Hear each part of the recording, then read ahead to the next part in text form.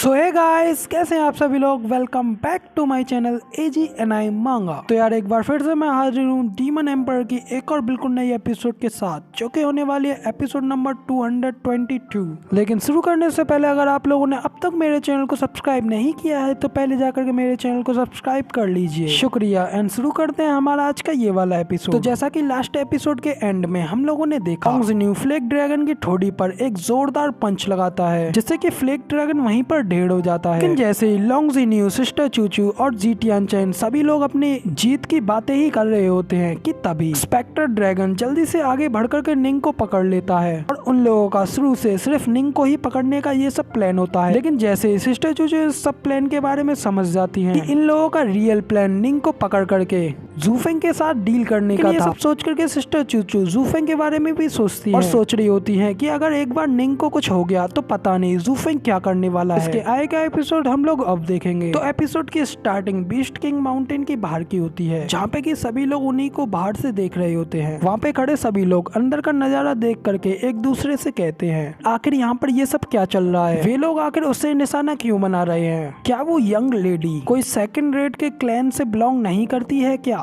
मगर ऐसा कैसे हो सकता है। वो सभी लोग ये सब बातें ही कर रहे होते हैं कि तभी मिस जिया भी उन सब लोगों की ये सब बातें सुन करके काफी ज्यादा दुखी हो रही होती हैं। मिस जिया कहती है कि मैं वास्तव में इस सब के बारे में एक लंबे समय से जानती हूँ। जूफेंग का अनस्टेबल होना पहले से ही जेलिसी के कारण था। निंगेर और जीटियांग को हर एक दिन एक दूसरे को देखने से जलन होती है। ये एक ऐसे पॉइंट पर पहुंच गया था कि जहां पहले फाइनल बैटल पर जूफेंग का हार्ट पूरी तरीके से मैस हो चुका था। जूफेंग के पास केवल कल्टीवेशन के लिए उसके माइंड में सिर्फ एक ट्रैक ही अकेला था। उसके नॉलेज में प्यार और बाकी की सभी अलग चीजें, एक सब्जेक्ट के चारों ओर घूमने वाली कोई भी चीज सिर्फ एक विशाल सा शून्य है। ये सब जाने बिना कि उसके भीतर इतनी गहरी अशांति का कारण क्या था, उसने खुद अपने आप को पत्थर जैसा ठंडा होने के लिए अपने आप को फोर्स कर लेने का फैसला किया। इस तरीके से उसके मन को शांति तो मिल गई थी, मगर लेकिन जो भी कुछ उसने ये सब किया था वो सिर्फ एक डैम के चारों ओर एक बांध बना करके बहुत खतरनाक फ्लड को रोकने जैसा था। और जब एक बार वो डैम टूट जाएगा तो वो आने वाला बवंडर उसे पूरी तरीके से खा जाएगा। और फिर ये सब सोचने के बाद जिया अपने दोनों हाथ जोड़ करके प्रार्थना करते हुए कहती हैं कि निंग, तुम्हें जरूर ही सरवाइव करना हो, वरना तो जूफेंग बिल्कुल पूरी तरीके से पागल हो जाएगा। मिस जिया ये सब प्रार्थना कर ही रही होती हैं कि तभी जूजी चैंगफेंग की ओर भी दिखाया जाता है। वो भी इधर अंदर देखते हुए सर लैंग से कहते हैं कि सर लैंग, क्या यही चीज उसकी घातक कमजोरी है जिसके के बारे में आपने कुछ देर पहले ही कहा था। तभी सर लैंग भी हंसते हुए जूजी चैंगफेंग से कहते हैं कि प्राइम मिनिस्टर, मैंने ये सब पूरी तरीके से गहराई में ऑब्जर्वेशन किया। वो लड़की जूफेंग की एक सबसे बड़ी चिंता है, हालांकि हो सकता है कि उसे खुद भी इस बात का एहसास ना हो। जूजी चैंगफेंग कहते हैं कि फिर सर लैंग को ये सब कैसे पता चला, जबकि जूफेंग भी खुद इस बात के बारे में नहीं जानता है। सर लैंग कहते हैं कि एक आदमी हमेशा से ये रिवील नहीं करेगा कि वो इस चीज को महसूस करे बिना भी क्या चाहता है। लेकिन जब एक बार जूफेंग ड्रैगन क्लाउड सिटी में आया, वो और हमारे एल्डेस्ट यंग मास्टर दोनों ही एक दूसरे से भिड़ गए थे। उस समय जब उसने दो लड़कियों को बचाया, उसमें से एक ल्यू क्लैन की यंग, जबकि दूसरी वाली ये लड़की निंग थी। सूजी चैंगफेंग कहते हैं तो फिर ये सब था जिसकी की वजह से आपने ये सब जाना। सर लैंग कहते हैं कि ये सब इतना ज्यादा आसान नहीं होता, लेकिन जिस मोमेंट पर उसने उन्हें बचाया, उसकी आंखें नेचुरली तरीके से उस लड़की निंग जियो की ओर आकर्षित हुई थी। और तभी इस चीज ने एक सवाल खड़ा किया कि अगर वो अपने क्लैन की यंग मिस की सेफ्टी को भी इग्नोर करते हुए केवल उस दूसरी लड़की में दिलचस्पी रख, तो वो लड़की आखिर जूफेंग के दिल में क्या जगह रखती होगी। और साथ ही उस लड़ाई के समय पर भी जब जूफेंग को उसकी इंस्पायरिंग विक्ट्री ने घेर लिया था, वहाँ भी कोई था जो कि उससे पहले उसके पास गया था। और फिर सर लैंग हंसते हुए जूजी चैंगफेंग से कहते हैं कि जब कोई आदमी अपनी हीरोइक साइड को शो कराता तो वो उस चीज को किसी को शेयर कर, और वो चीज वो अपने साथ शराब पीने वाले दोस्त को बल्कि उस वुमेन के साथ शेयर करता है जिससे कि वह प्यार करता है। यही सब चीजें वो सबकॉन्शियस एक्शन है,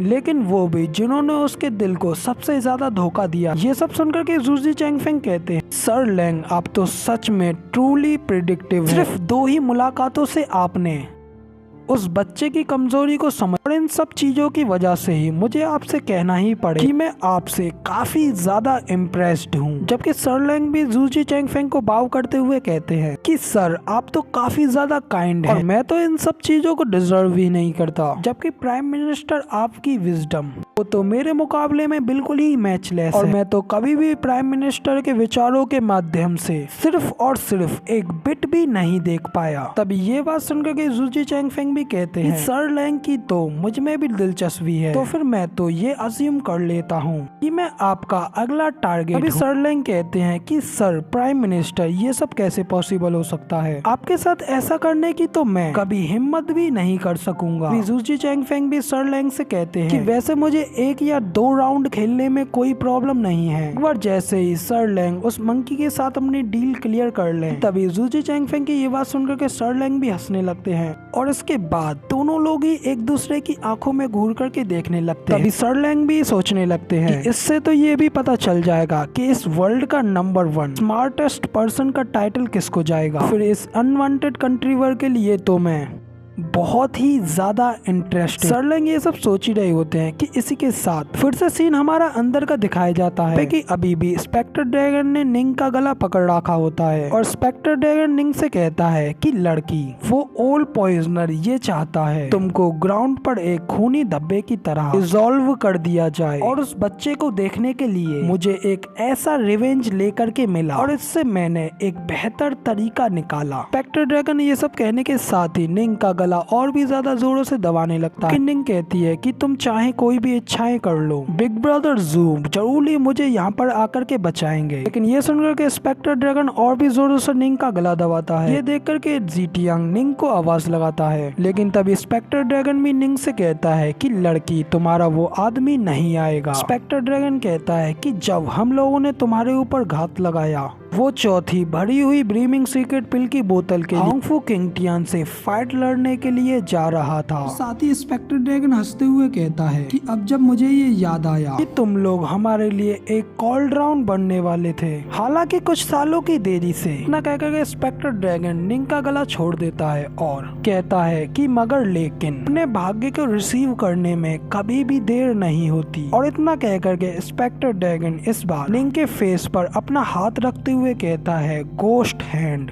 गोस्ट हैंड स्पेक्टर ड्रैगन की एक स्पेशल टेक्निक होती है जिससे किसी भी इंसान के स्पिरिट को वो उसके शरीर से बाहर निकाल सकता है। दूसरी ओर जैसे स्पेक्टर ड्रैगन गोस्ट हैंड की बात करता है तभी तेजी से सिस्टर चूचू उसके ऊपर अटैक करने के लिए आगे बढ़, लेकिन इसी वक्त फिर लिu क्लैन और मिस जिया को दिखाया जाता है जो कि कहते हैं कि क्या अब ये निंग गेयर के अंदर से उसके एसेंस को बाहर निकालना चाहता है। लेकिन साथ ही ये बात सुनकर के जीटियांग इनके लिए परेशान होते हुए जोरों से निंग को आवाज लगाता है। मगर इसी के साथ हमारा ये वाला एपिसोड यहीं पर कंप्लीट हो जाता है। जिसे आज ही इसके नेक्स्ट पार्ट को देखने के लिए लोगों को ज्यादा से ज्यादा इस वीडियो को लाइक करके चैनल को सब्सक्राइब करना होगा। इस वीडियो का भी लाइक टारगेट 2.5K है। आप लोग जैसे इस टारगेट को पूरा कर दे तभी इसी का नेक्स्ट पार्ट जल्दी से लाने की कोशिश करूंगा।